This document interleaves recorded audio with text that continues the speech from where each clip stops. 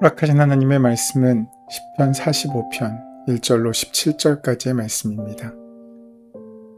내 마음이 좋은 말로 왕을 위하여 지은 것을 말하리니 내 혀는 글솜씨가 뛰어난 서기관의 붓끝과 같도다.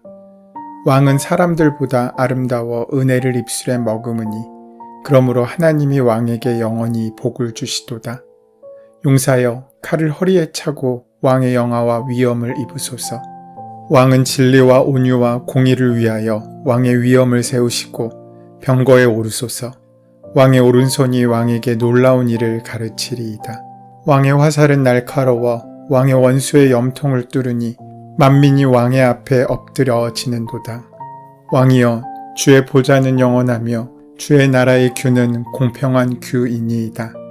왕은 정의를 사랑하고 악을 미워하시니 그러므로 하나님 곧 왕의 하나님이 즐거움의 기름을 왕에게 부어 왕의 동료보다 뛰어나게 하셨나이다. 왕의 모든 옷은 모략과 침향과 육개의 향기가 있으며 상하궁에서 나오는 현악은 왕을 즐겁게 하도다.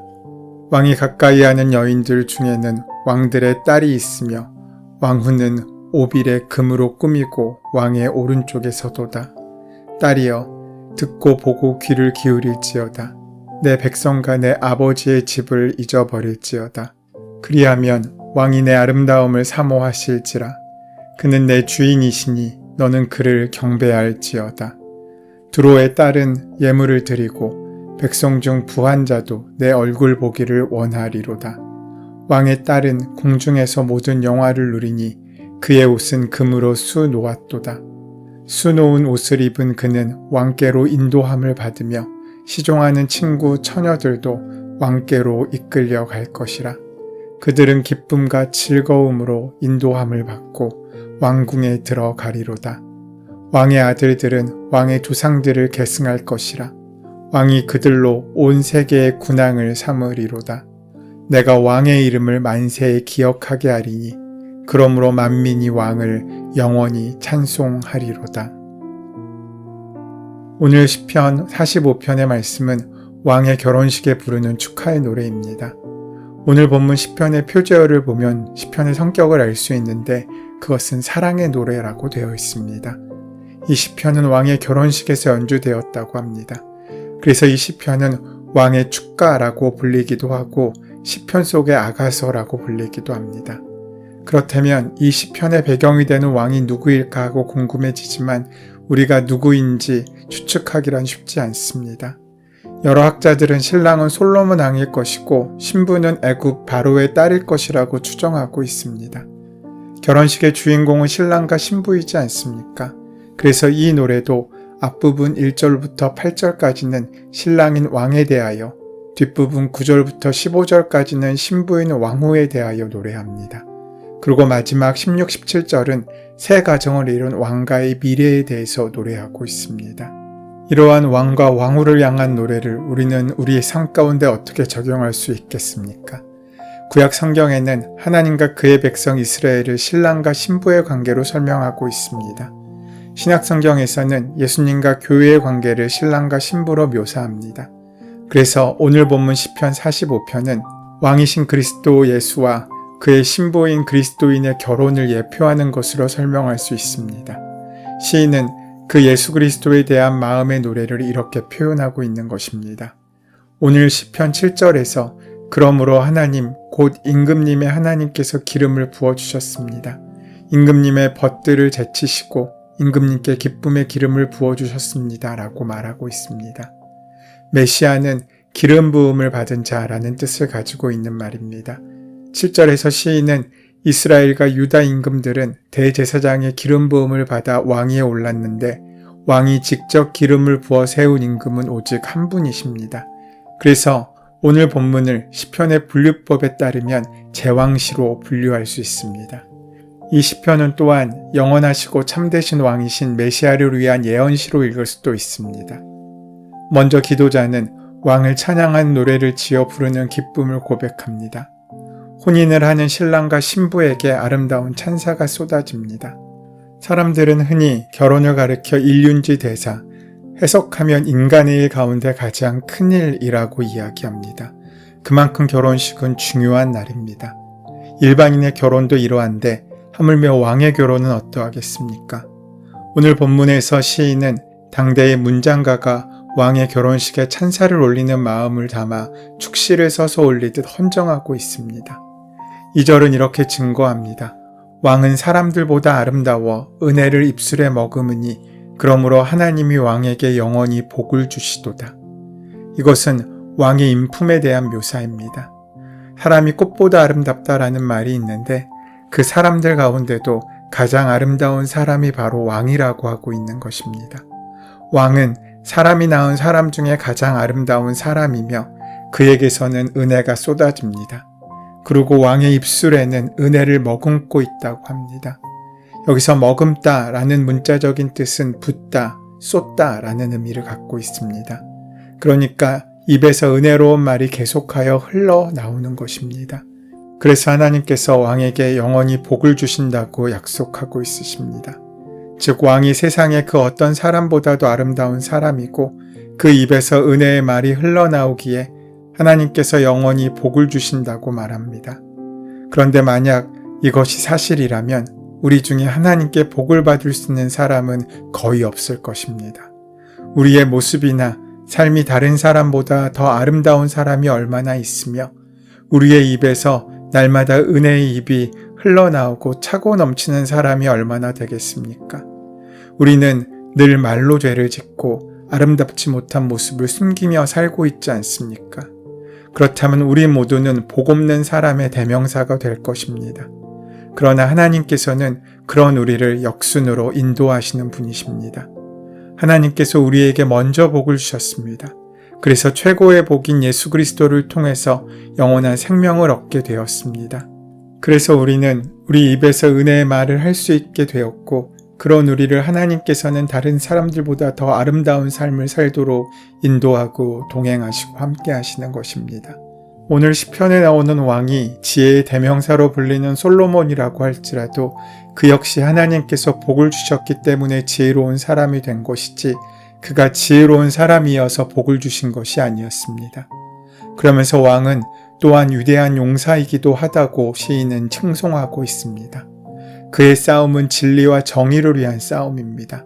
시인은 왕을 가리켜 용사라고 말하고 있습니다. 성경에는 능한 자라고 번역하고 있습니다. 그래서 용사는 강하고 용맹하고 뛰어난 분을 가르치는 말입니다. 그의 허리에는 칼을 차고 있고 영화와 위엄을 입고 있다고 합니다.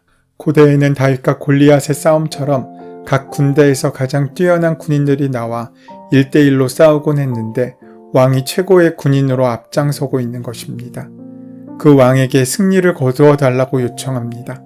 그러면서 왕이 세워야 할 것, 또 지켜야 하며 왕이 전쟁을 치르는 대의 명분이 자신의 욕심과 욕망 때문이 아니라 진리와 온유와 공의 때문이라고 합니다. 진리는 진실과 견고함을 뜻합니다. 왕에게 따라야 할 확실한 진리의 말씀이 있어야 바른 통치자가 될 수 있습니다. 온유는 겸손을 뜻합니다. 왕은 다스리는 존재이지만 군림하려 하지 않음이 바른 통치입니다. 그리고 공의는 하나님을 닮음에서 오는 공평과 공감입니다. 이러한 것들을 갖춘 통치자는 바른 것을 향해서 잘 나갈 수 있게 됩니다. 용맹함과 올바름을 갖춘 왕의 화살은 어떤 원수라도 물리치는 최종 병기가 될 것이라고 말하고 있습니다. 6절 7절은 이렇게 증거합니다. 하나님께서 왕위가 영원하도록 하셨기에 왕의 규는 공평해야 한다고 합니다. 여기서 말하는 규는 왕이 드는 지시봉이나 지팡이 같은 막대기로서 왕권을 상징하는 것입니다. 그리고 왕이 갖추어야 할 것이 정의를 사랑하고 악을 미워하는 것이라고 하고 있습니다. 과거나 현재나 동일하게 최고의 통치자가 다스리는 위치에 있는 사람이 갖추어야 할 최고의 덕목 중 하나는 공평하고 올바른 다스림입니다. 공평한 후의 나눔과 배려의 복지가 필요합니다. 공평이 사라져버리면 정의로운 사회가 될 수 없습니다. 사람들 속에 잠재되어 있는 욕망의 악이 판을 치게 됩니다. 하나님은 하늘에서 정의를 통치하시고 하나님의 기름 부으심을 받은 왕은 이 땅에서 정의로 통치할 것입니다. 이어서 기도자는 왕후에 대한 묘사로 넘어갑니다. 임금은 결혼식을 위해 성대하게 차려입었고 온갖 악기가 아름다운 음악을 연주합니다. 그 옆에는 귀한 것으로 단장한 왕후가 서 있습니다. 그는 다른 나라 왕의 공주입니다. 9절 이후부터 신부인 왕비에 대한 내용이 계속해서 이어집니다. 기도자는 왕후에게 왕후님의 결의 아버지의 집을 잊으십시오 라고 권고합니다. 이제는 임금님이 그대의 주인이기 때문입니다. 내가 이전에 비천한 존재였고 그 누구도 나를 거들떠보지 않았다고 할지라도 내가 왕비가 되는 순간 모든 것이 달라집니다. 나의 신분이 바뀌었기 때문입니다. 또한 내가 이전에는 바보 온달과 같은 존재였을지라도 공주와 결혼하는 순간 왕궁에서 살 수 있게 되고 많은 것을 누릴 수 있게 되며 이제 왕족의 집안에 들어갈 수 있게 나의 신분이 바뀌게 되었습니다. 오늘 본문의 여인도 마찬가지입니다. 오늘 본문의 여인도 왕과 결혼한 순간에 왕궁에서 모든 영화를 누릴 수 있습니다. 금실로 수놓은 옷을 입을 수도 있고 왕을 뵈러 갈 때 시녀들이 함께 줄을 이어 찾아가게 됩니다. 시녀들은 왕비를 모실 수 있게 된 것만으로 해도 기뻐하며 영광스럽게 생각합니다. 신분이 바뀌면 이런 존경을 받습니다. 우리도 하나님의 자녀 그리스도의 신부가 되는 순간에 하나님의 자녀로서 이 땅에 속한 것을 상속받을 수 있는 존재가 되고 이 땅에서의 삶이 영혼에 잇대어진 삶으로 이어져 나아갈 수 있게 되는 것입니다. 그래서 시인은 왕의 신부인 왕비에게 자기 민족과 아버지의 집을 잊어버리라고 이야기합니다. 그것은 하나님의 백성이 되었다면 하나님의 백성으로 살라는 의미입니다. 예수 그리스도의 영적인 신부가 된 우리의 삶도 마찬가지입니다. 이전 것은 지나가 새 것이 되었다면 새 삶을 사는 것이 바른 것입니다. 자꾸 뒤돌아보지 않고 뒷걸음질 치지 않고 우리를 이끄시는 그곳으로 아버지의 집을 향해 나가는 자의 발걸음이 바른 믿음의 사람, 신앙인의 발걸음입니다. 그것이 주님의 사랑을 온전히 받는 지름길입니다. 우리가 이미 주님의 신부임에도 이전의 삶을 떠나지 못하거나 왔다 갔다 한다면 우리는 주님 보시기에 믿음이 없는 삶을 사는 것이고 패역한 길을 걷고 있는 것입니다. 이제부터 왕후는 임금님의 사랑을 받으며 복을 누리게 될 것입니다. 그의 태에서 왕자들은 계속 왕위를 이어갈 것입니다. 시인은 왕에 대한 충성의 서약으로 이 노래를 마칩니다. 그는 모든 사람이 임금의 이름을 영원히 기억하도록 돕겠다고 약속합니다. 오늘 시편은 왕의 가문에 대하여 이렇게 축복하며 막을 내립니다. 16, 17절 말씀을 다시 한번 보시면 왕의 아들들은 왕의 조상들을 계승할 것이라 왕이 그들로 온 세계의 군왕을 삼으리로다. 내가 왕의 이름을 만세에 기억하게 하리니 그러므로 만민이 왕을 영원히 찬송하리로다. 왕과 왕비의 결혼으로 인해 태어난 아들들이 계속해서 왕위를 이어가며 온 세상을 다스리는 통치자가 되게 하시기를 구하고 있습니다. 그리고 왕의 이름이 대대로 찬송하게 하겠다고 다짐합니다. 그래서 이 시는 왕의 결혼 축하시이기도 하지만 동시에 메시아를 향한 예언시라고 불리기도 합니다. 예수 그리스도께서 우리의 왕이 되시기에 본문의 왕의 이미지에 예수 그리스도를 넣고 왕비인 신부의 자리에 우리 그리스도인을 넣으면 틀림이 없습니다. 중요한 것은 이 시가 처음 쓰였을 때는 왕의 결혼식이 초점이었다는 것입니다. 그러나 이 시편에 나오는 왕이 솔로몬이었다고 할지라도 그는 이 시편처럼 살지 않았다는 것입니다. 솔로몬은 세속적으로 최고의 영화를 누렸을지는 몰라도 영적으로는 초라하게 그지없는 삶을 살았습니다. 그래서 예수님께서는 솔로몬의 모든 영광이 들의 꽃보다 못하다고 말씀하고 있으신 것입니다. 오늘의 시편을 메시아에 대한 예언으로 읽으면 왕후는 메시아의 신부인 교회를 의미합니다.